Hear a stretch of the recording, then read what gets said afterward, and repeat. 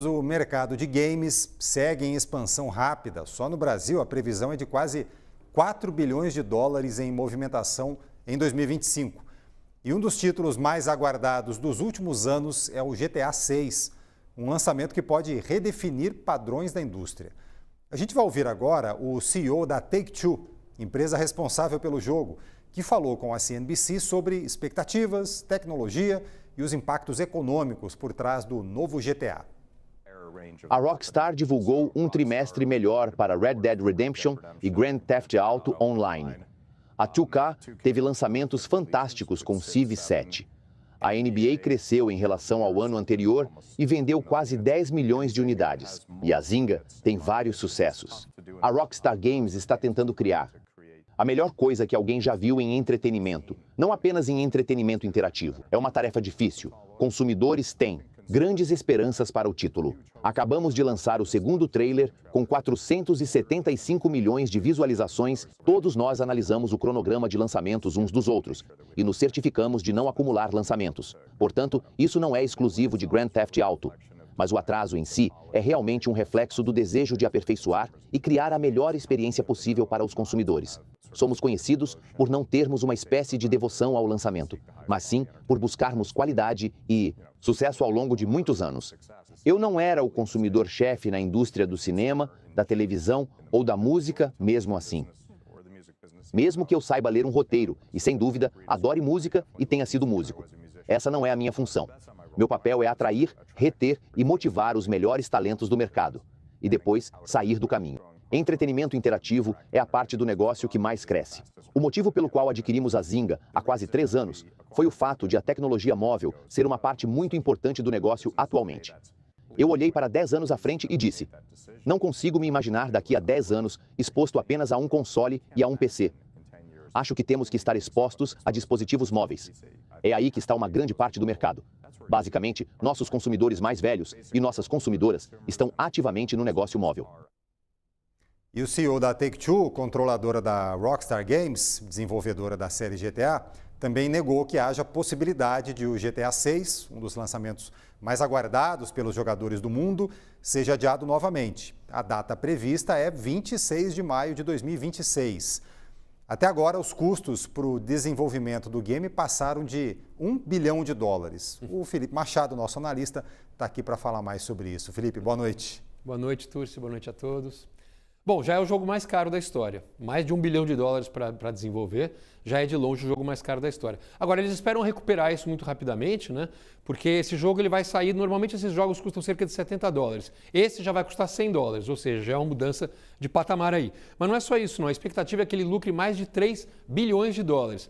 Porque o GTA V, Turci, olha só, é um dado interessante. Ele custou 250 milhões de dólares, portanto, um quarto desse jogo. Mas ele atingiu 3 bilhões de dólares, aliás, desculpa, 1 bilhão de dólares em 3 dias. Foi o produto de entretenimento mais rentável, mais rápido da história.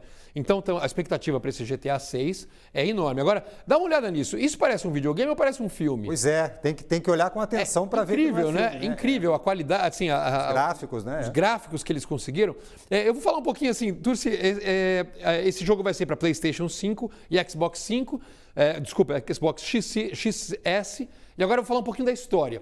A história do Grand Theft Auto, né, que GTA é Grand Theft Auto, ou seja, roubo de automóvel, né, é um game totalmente politicamente incorreto. Porque é o seguinte, é um casal, né, ela está saindo, ele vai buscar ela na saída da prisão e os dois começam a sair, apavorar, numa cidade que chama Vice City, que é uma espécie de Miami. É como se fosse uma simulação de Miami. Então eles vão e começam a fazer assaltos, começam a atropelar as pessoas, tem drogas, tem violência. É um jogo bastante, assim, não recomendado para menores de idade, né? Ele até traz um disclaimer assim, embora sabemos que isso vai ser dificilmente cumprido, essa regra, né? E o jogo é esse. Então o casal, uma espécie de... Lembra do Bonnie and Clyde?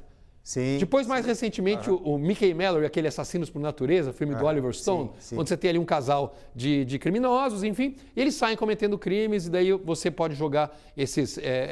você simula como se você estivesse sendo eles. Então, assim, é um jogo que é politicamente incorreto, mas com gráficos incríveis.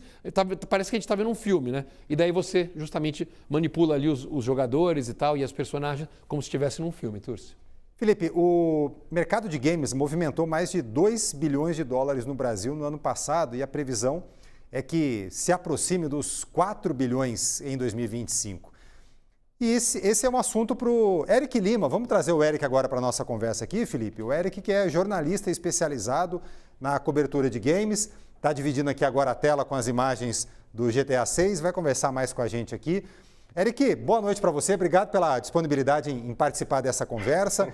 Bom, a gente sabe que outros estúdios, muitas vezes, costumam segurar lançamentos quando está para vir um peso pesado, como o GTA 6, né? Houve esse movimento agora? A concorrência está esperando para ver?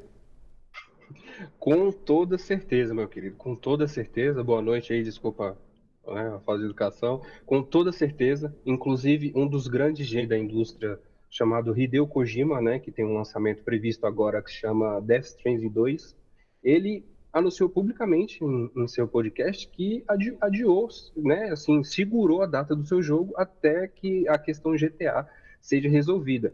Isso porque é um cara renomado, já está há mais de 30 anos na indústria, então, assim, se fosse para alguém bater de frente, seria ele. Mas mesmo assim, ele decidiu esperar. Felipe? Legal. Boa noite. Como é que está o Brasil assim, em relação ao mercado dos videogames, né? Nós já somos um dos países que mais joga videogames? Somos. Hoje a gente está no top 5, né? Isso porque videogames no Brasil é considerado artigo de luxo, né? A gente encontra videogame a partir de R$6.000 hoje, uma versão mais top. Então, mesmo assim, isso mostra o amor do brasileiro por jogos, né? Porque, assim, não é fácil, nós mexemos com isso diariamente, a gente sabe, e não é fácil ser gamer no Brasil. Então, a gente é um dos que mais engaja, principalmente no GTA, né? A gente movimenta comunidades, faz histórias paralelas. Os brasileiros são muito criativos, a gente sabe, né? Então, nada mais do que a mistura com o GTA para poder casar e criar um universo diferente. Bom, a gente comentava aqui agora há pouco, o Felipe estava trazendo aqui para a conversa, né, os valores envolvendo aí a história do GTA e como ele se paga muito rapidamente, né, e como ele vira um fenômeno financeiro muito rapidamente. Dá para traçar aí uma expectativa para o GTA 6? Como é que vai ser o desempenho dele financeiro quando sair? Olha, honestamente, eu chuto que vai na casa de 10 bilhões por aí, se não for mais, tá? Porque o GTA V, né, de 2013, né, se você pensa aí, 3 anos atrás, tá faturando isso tudo até hoje, né? Tem dados recentes aí de mais de bilhões, mais de 7 bilhões de lucros. Então, como vocês falaram, né, o 6 já está custando mais caro do que o prédio mais alto de Dubai, né? Então, a expectativa deles é que se pague o mais rápido possível e gere lucro nos próximos 10 anos, né? Queria fazer uma pergunta para o Eric. Eric, por que o GTA faz tanto sucesso? A gente tem vários tipos de videogame, a gente tem videogames de heróis, a gente tem videogames first person, aquele que você vai, né, com a arma e você vai atrás das pessoas. Por que o GTA caiu nas graças desse público gamer? Cara, é porque você pode viver uma vida que não é sua, né? Como você mesmo falou no início, é um jogo politicamente incorreto, onde você tem liberdade para você fazer o que você quiser, assaltar banco, bater em carros, se envolver com crime. E, assim, é um simulador, né? Então, as pessoas têm uma carência disso, né? As pessoas gostam de viver coisas que não é da vida delas. Por isso que a gente assiste filmes, séries e tudo mais, porque é uma coisa que acaba atraindo o público, né? E espero que os jovens fiquem longe desse jogo, né? Porque com os jeitos que eles estão realistas, o ideal é que eles passem bem longe desse jogo.